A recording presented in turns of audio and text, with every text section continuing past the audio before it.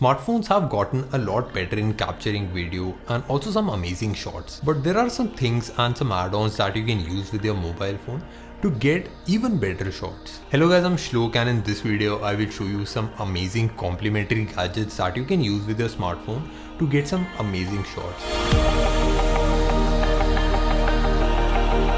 I will show you all types of gadgets and all types of ranges, so you can choose between a gadget that costs 100 rupees to 4,000 to 7,000 rupees. So let's get started.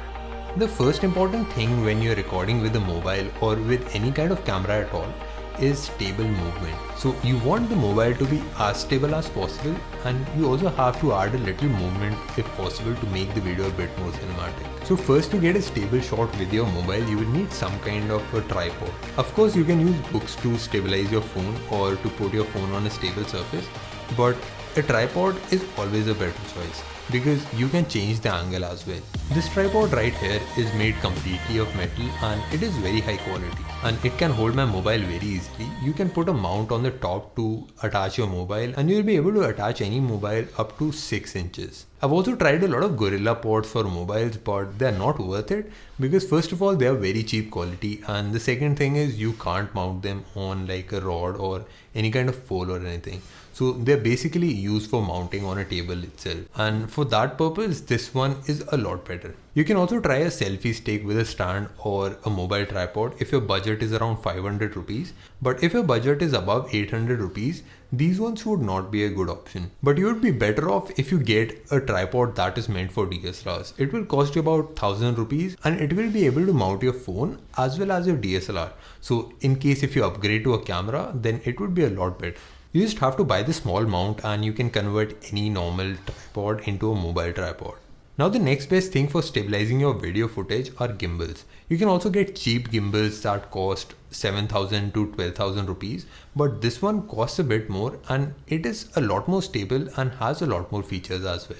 This is the Zhiyun Smooth 3, and thanks to Zhiyun for sending this unit for review. It is a full metal body video gimbal for your mobiles and it can support mobile up to 6 inches. A lot of the shots that I'll be taking for this video, I'll be recording with my mobile itself using this gimbal and some other small gadgets that I have that I'll be showing in this video, and it will help you take your footage from this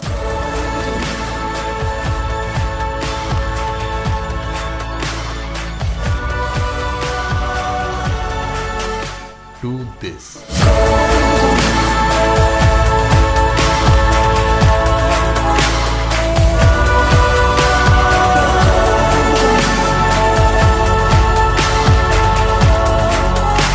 This is an electronic gimbal and the main purpose is to stabilize your video footage, so you can move the gimbal as much as you can, but the mobile itself will not move that much. No matter how stable your hands are, a gimbal will always be an upgrade, and with a gimbal you can also do a lot of different types of shots as well.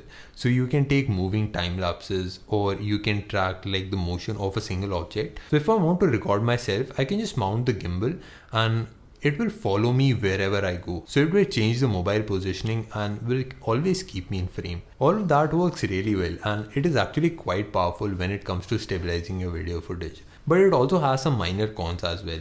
So if you're using the object tracking feature and you quickly move out of the frame, then sometimes it might not be able to track you. And also it does not have a lot of mounting screws on the side. It just has one on the bottom. So for a lot of people who do vlogging or for mobile photography, this can be a very useful gadget. So the most important thing that people do not consider while recording their videos is how they record their audio. So this is kind of like a quick audio test. I'm recording this afterwards, so a little bit change in the scene. This is how it would sound like if I was recording with the onboard audio.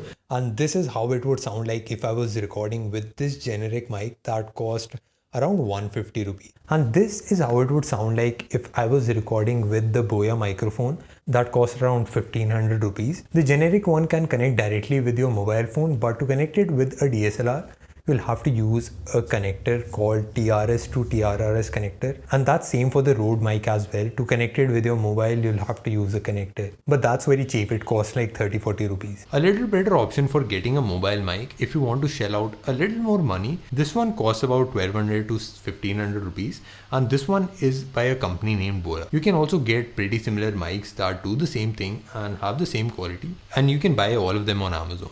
This one can get you a little better quality than the previous one, and it also has an option to convert this into a camera mic. So most of the microphones that are meant for mobiles do not work with the DSLR. So this can work both ways, and this will also connect with all other mobile phones that you have. And of course, if you want to become a pro mobile vlogger, then there is no better option than the Rode VideoMic Me. It is a directly attachable Rode microphone that will plug directly into your mobile. But I would suggest you the Rode Video Micro. This one is specifically for DSLRs, but you can also connect it with your mobile itself. So you can connect it via an aux cable and mount it directly above your head, just like I've done right now. This is actually a different mic. It is the Zoom H1, but you can do it with any kind of mic as well. You can also attach a lot of optical accessories to your smartphones that will let you take some different types of shots with the same smartphone. You can attach a macro lens to get some close-up shots with high amount of detail, or you can get a wide-angle lens to get a better field of view. With the macro lens, you can capture a lot more detail about the object and also the surface, and it will also give you a lot more background blur. With the wide-angle camera, you can get a very high field of view, and you might also get some warping at the edges just like you get on action cameras, and for some kind of shots it can look really cool. The bigger zoom lens can get you more amount of bokeh, and you can zoom into the subject as much as you want. This one also has a focus ring, and I've been using this for quite a while now, but you can also buy some cheap ones online that do the same thing.